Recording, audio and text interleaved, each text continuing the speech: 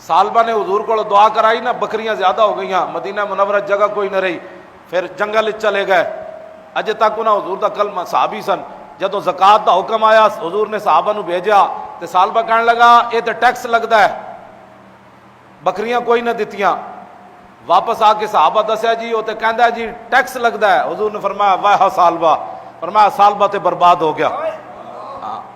پھر وہ بکریاں لے کے حضور دی بارگاہ وچ آئے، انہاں کہا لے لو جی زکات لے لو۔ میں انہاں لوگاں نال گل کرن لگا جڑے دین دا کام نہیں کردے، ناموس رسالت دا کام نہیں کردے، ختم نبوت دا کام نہیں کردے، دین واسطے خیر خائی دے جملے نہیں کہندے، انہاں واسطے میں گل کرن لگا۔